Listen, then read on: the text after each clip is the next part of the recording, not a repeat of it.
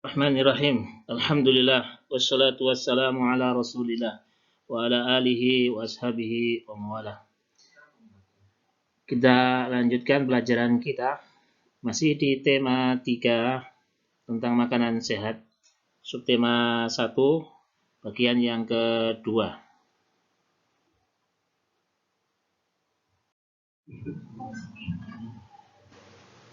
Baik, pada kesempatan kali ini kita akan mempelajari yang pertama pada muatan pelajaran ilmu pengetahuan sosial adalah mengidentifikasi jenis interaksi manusia.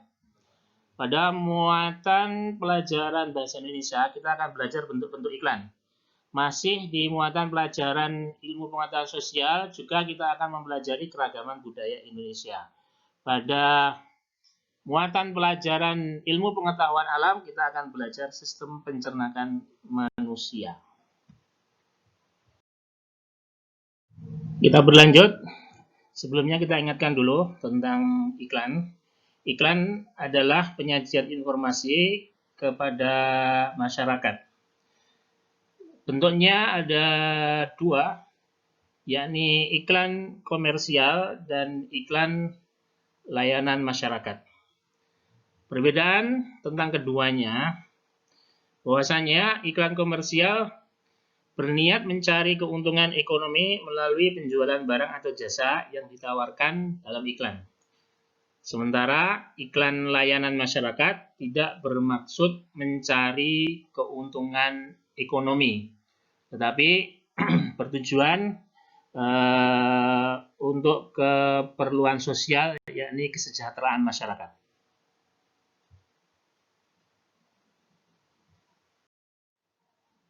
Berikutnya, pada muatan pelajaran ilmu pengetahuan sosial, kita akan belajar mengidentifikasi interaksi manusia.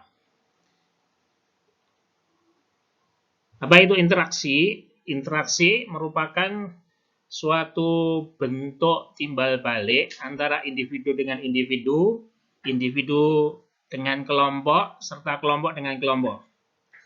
Interaksi manusia bukan hanya dengan individu dan kelompok saja, melainkan mencakup interaksi manusia dengan lingkungan alam, lingkungan sosial, budaya, dan ekonomi.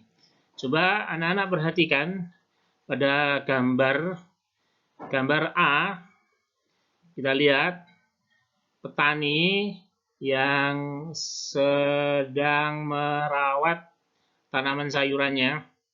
Ini adalah contoh bentuk interaksi manusia dengan lingkungan alam. Kemudian perhatikan juga pada gambar B.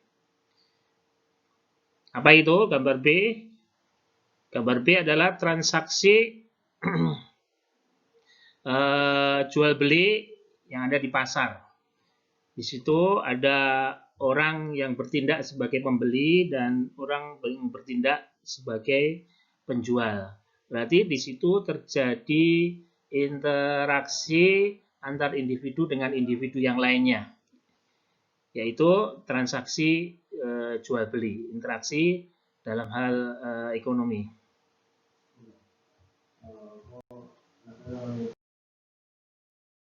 Selanjutnya masih di muatan pelajaran ilmu pengetahuan sosial. Negara kita itu negara yang kaya tidak hanya sumber daya alamnya, tetapi negara kita itu negara yang kaya akan keragaman budaya.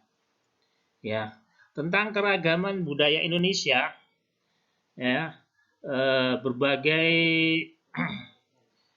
macam suku, kemudian bahasa daerah, rumah adat, senjata tradisional, kemudian juga termasuk makanan khas daerah, memiliki keanekaragaman yang luar biasa.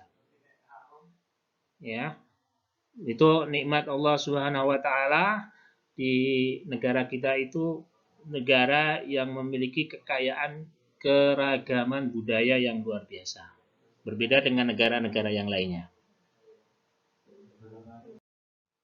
Sedangkan diperhatikan di antara kekayaan keragaman budaya Indonesia adalah tentang rumah adat. Di hadapan antum beberapa rumah adat yang ada di Indonesia. Rumah adat Joglo itu adalah khas dari daerah Jawa Tengah. Rumah Gadang itu adalah khas dari Sumatera Barat, suku Minang. Kemudian rumah Panjang dan rumah Petang itu adalah khas dari Kalimantan. Ya, kalau rumah Panjang itu dari Kalimantan Barat. Sedangkan rumah Petang itu Kalimantan daerah yang lainnya. Sama-sama rumah adat yang ada di Kalimantan, tetapi ada sedikit perbedaan atau penamaan, ya, dinamakan rumah Panjang dan yang lainnya dinamakan rumah Petang. Kemudian Tongkonan itu adalah rumah adat yang ada di Toraja. Sedangkan Baileo itu adalah rumah adat khas dari daerah Maluku. Berlanjut kepada makanan khas. Nah, ini kita juga ada beberapa contoh makanan khas yang ada di daerah-daerah negeri kita. Di Sumatera Selatan, di daerah Palembang, ada makanan khas namanya empek-empek. Bukan emplek-emplek ya, tapi empek-empek. Kemudian di daerah Padang, di daerah Sumatera Barat, ada makanan khas namanya rendang. Sedangkan di Yogyakarta ada makanan khas namanya gudeg. Ya, gudeg itu mesti yang terkenal adalah gudeg Jogja.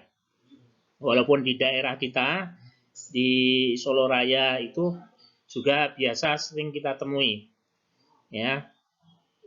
Tapi makanan itu aslinya dari Yogyakarta. Kemudian ada satu lagi contoh makanan khas adalah kerak telur dari khas Betawi atau Jakarta. Nah, ini diantara keberagaman budaya di Indonesia adalah senjata khas di daerah-daerah negara kita. Yang pertama adalah rencong. Rencong itu senjata tradisional dari daerah Aceh. Kemudian golok. Golok itu senjata khas dari daerah Kalimantan. Kemudian badik. Badik itu senjata khas dari suku Bugis di Sulawesi. Sedangkan kujang itu senjata khas dari suku-suku yang ada di Jawa Barat. Kalau di daerah kita itu senjata khasnya adalah ya Jawa Tengah, ya Jawa Tengah, Jawa Timur itu senjata khasnya adalah keris. Kemudian tentang bahasa daerah, ya bahasa Jawa itu biasa digunakan orang-orang yang tinggal di Jawa Tengah maupun di Jawa Timur. Sedangkan di Jawa Barat itu bahasa tradisionalnya adalah bahasa Sunda. Sedangkan di Jakarta mereka memiliki bahasa khas namanya bahasa Betawi. Orang-orang Sulawesi punya bahasa daerah namanya bahasa Bugis. Di Jawa Timur ada daerah khusus, ya. Kalau di Madura dan di Probolinggo ya menggunakan bahasa Madura. Ada juga kekhususan di Jawa Timur, selain sebagian besarnya memakai bahasa Jawa itu, untuk orang-orang Banyuwangi biasa menggunakan bahasa Osing. terakhir, anak-anakku semuanya, pada mata pelajaran muatan ilmu pengetahuan alam, kita akan berlanjut membahas tentang sistem pencernaan manusia. Jadi pencernaan itu suatu proses yang kompleks. Pencernaan tidak sekedar mengunyah makanan yang ada di mulut, namun juga melibatkan berbagai enzim pencernaan di sepanjang saluran pencernaan. Jadi secara garis besar, sistem pencernaan itu melibatkan dua proses, yakni pencernaan mekanik dan pencernaan kimiawi. Apa perbedaannya? Ya, di situ ada penjelasan bahwasanya pencernaan mekanik adalah proses pencernaan dengan bantuan organ pencernaan. Ya, pencernaan mekanik terjadi di organ pencernaan, yakni mulut dan lambung. Sedangkan pencernaan kimiawi adalah proses pencernaan dengan bantuan enzim. Pencernaan kimiawi terjadi di mulut, di lambung, dan di usus halus. Ya. Nah, sesuai dengan namanya, ya, pencernaan kimiawi, kita ulangi lagi, adalah pencernaan yang melibatkan zat kimia, maka dinamakan kimiawi. Ia melibatkan zat kimia yang berupa enzim-enzim untuk menghancurkan makanan yang besar menjadi ukuran yang lebih halus agar mudah diserap tubuh. Sementara itu, pencernaan mekanik adalah pencernaan yang melibatkan gerakan fisik dalam tubuh yang bertujuan untuk mengubah ukuran molekul makanan. Pencernaan kimiawi dan mekanik sama-sama dimulai dari mulut. Segera setelah makanan kita konsumsi, keduanya saling bersinergi agar nutrisi makanan bisa tercerna dan terserap dengan baik. Sehingga kita bisa digunakan tubuh, jaringan, dan sel sebagai energi. Pentingnya pencernaan mekanik bagi tubuh.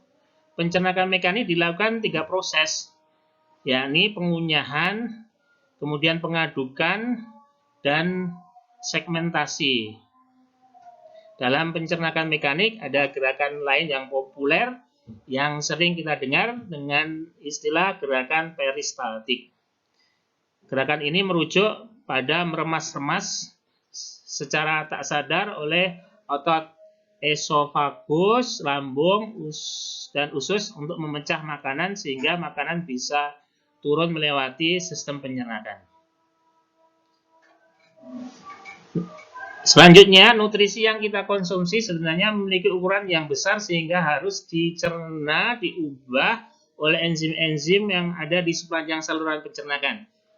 Gerakan peristaltik dan pencernaan mekanik memang membantu mengecilkan makanan, namun ukuran tersebut masih tergolong besar bagi sel-sel untuk menyerapnya. Enzim dalam pencernaan kimiawi akan mengubah nutrisi berikut ini menjadi sesuatu yang bisa mudah diserap oleh tubuh kita. Demikian pada kesempatan kali ini di subtema 1 bagian yang kedua. Semoga mudah dipahami. Ya. Kita akhiri. Subhanaka Allahumma wa bihamdika asyhadu alla ilaha illa anta astaghfiruka wa atubu ilaik. Assalamualaikum warahmatullahi wabarakatuh.